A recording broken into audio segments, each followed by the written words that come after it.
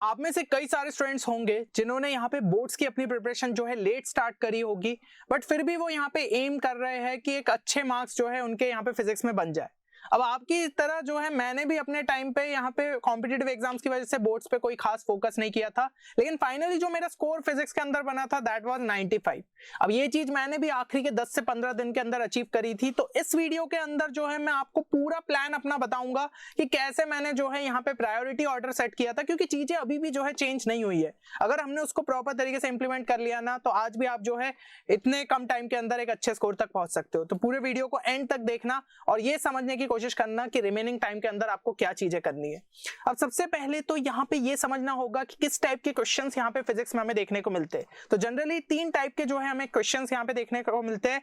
First one is your derivation part. कई बार आपको जो है चीजों को डिराइव करने के लिए बोला जाएगा, और कभी जो है पार्शियल इसमें रह सकते हैं, कभी कंप्लीट इसमें रह सकते हैं, पर ओवरऑल जो है हमें देखने को मिलता है कि 9 से 12 नंबर के जो है डेरिवेशन पूछे जाते हैं as per the latest trend.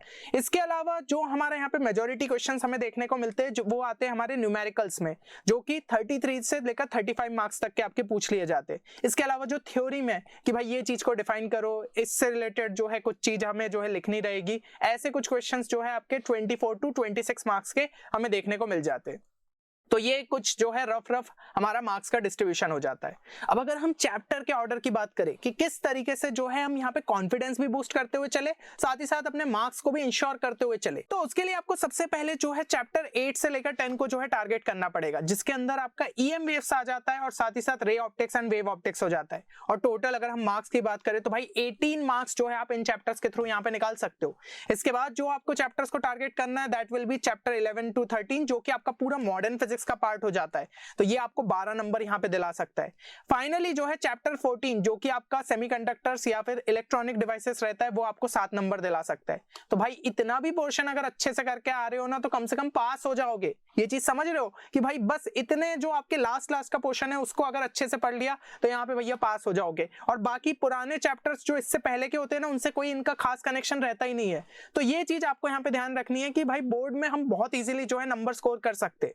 अब जो बचे हुए चैप्टर है उसमें सबसे पहले चैप्टर 4 टू 7 टारगेट कर लो, जिसमें मैग्नेटिज्म वाला पार्ट आ गया, इलेक्ट्रोमैग्नेटिक इंडक्शन आ गया और अल्टरनेटिंग करंट आ गया, तो 17 नंबर वहां से मिल सकते। और चैप्टर 1 से 3 को अगर हमने कंप्लीट कर लिया, जो कि इलेक्ट्रोस्टैटिक्स और आपका करंट इलेक्ट्रिसिटी हो जाता है, तो 16 नंबर यहाँ पे गेन कर सकते हो। ये बस थोड़े से मेहनत मांगते हैं आपसे, तो इनको भी जो है अपन को लास्ट में यहाँ पे टारगेट करना होगा। और ये सब अगर अच्छे से कर लिया तो भाई 90 प्लस लाने से आपको कोई भी नहीं यहाँ पे रोक सकता है।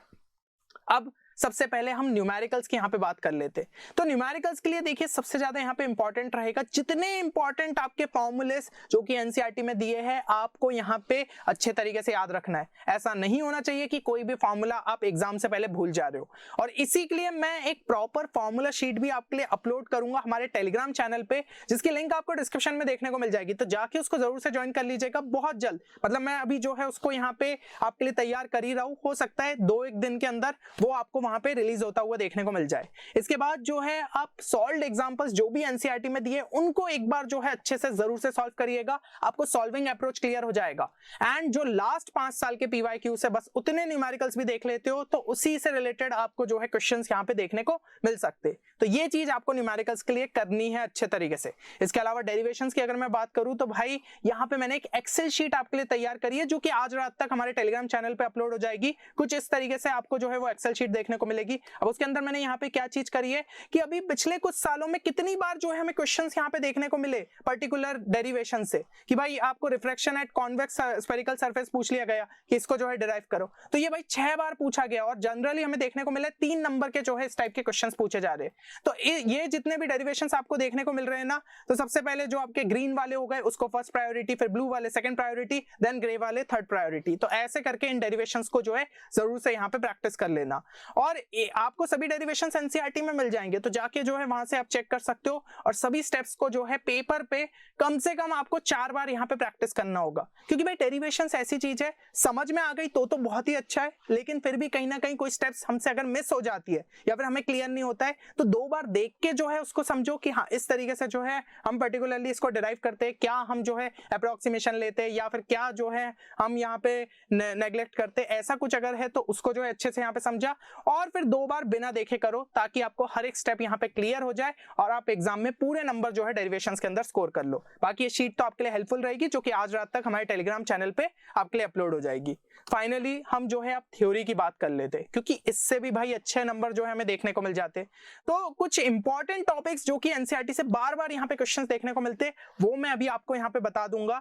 और बाकी एनसीईआरटी से कंप्लीट रीडिंग हम जो है अगर फटाफट लगा लेना और उसके बाद लास्ट 5 साल के जो है पीवाईक्यूज प्रैक्टिस कर ले, तो भाई आपको वैसे भी सारी थ्योरी अच्छे तरीके से जो है यहाँ पे आपकी कंप्लीट हो जाएगी। और अगर रिक्वायरमेंट रही तो कुछ आप वन शॉट्स को यहाँ पे चेक कर सकते हो, बस ध्यान रखना कि उनके ड्यूरेशन बहुत लंबे नहीं हो, 2 घंटे के आसपास हो, ताकि उनको फटाफट आपने देखा और उसके बाद जो है फिर आप लास्ट 5 साल के यहाँ पे पीवाईक्यूज को प्रैक्टिस कर सकते हो। तो इस तरीके से आप अपनी थ्योरी कंप्लीट कर सकते हो। अब जो मैं इंपॉर्टेंट टॉपिक्स की बात कर रहा था, तो चैप्टर 1 से 3 में आपका electric field due to dipole, axis और इक्वेटोरियल पोजीशन पे क्या क्या फॉर्मूलेस रहते हैं, डेरिवेशन, सब चीजें एक बार अच्छे से यहाँ पे देख लेना, काफी इंपॉर्टेंट हो जाता है। गॉस लॉ और उसका एप्लीकेशन तो सुपर इंपॉर्टेंट है, बार बार क्वेश्चंस देखने को मिलते हैं।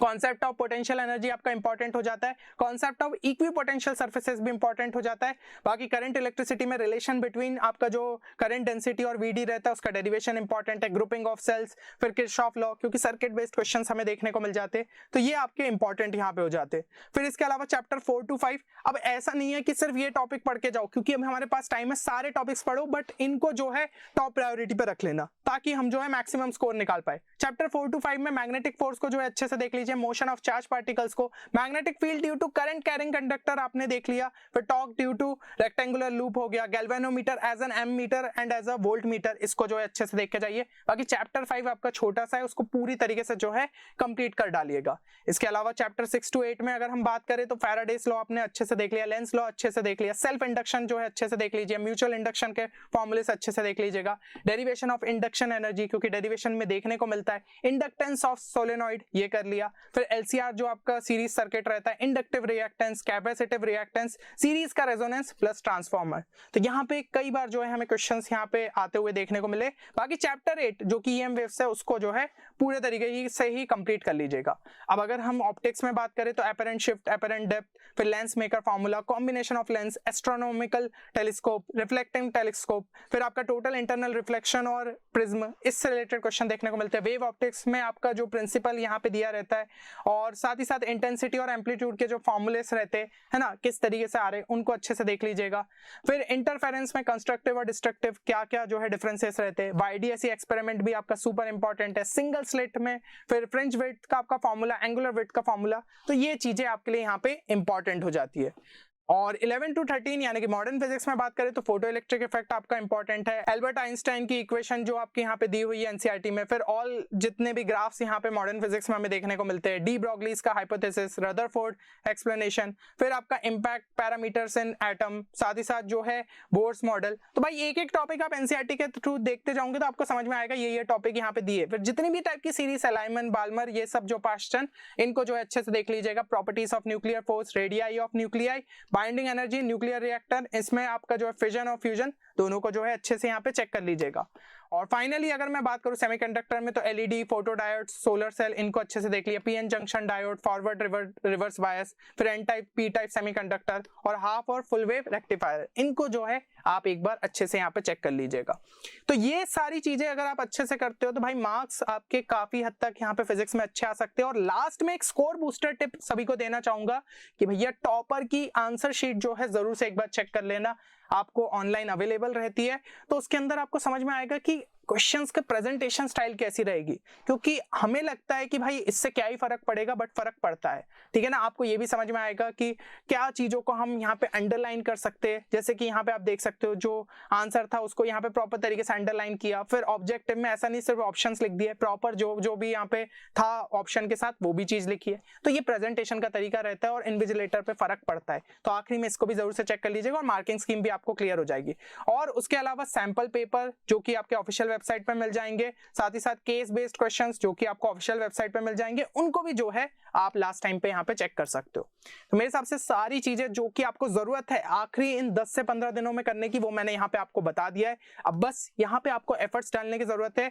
कमेंट सेक्शन में ये चीज जरूर से मेंशन करना कि आज किस दिन आप ये वीडियो देख रहे हो, और साथ ही साथ अब कितने घंटे आप डेडिकेट करने को तैयार हो फिजिक्स के लिए, और क्या टारगेट स्कोर जो है फिजिक्स में लेते हुए चल रहे हो। उम्मीद करता हूँ ये वीडियो आप सभी के लिए बेनिफिशियल साबित होगा। मिलते हैं नेक्स्ट वीडियो में, तब तक के लिए take care and good bye.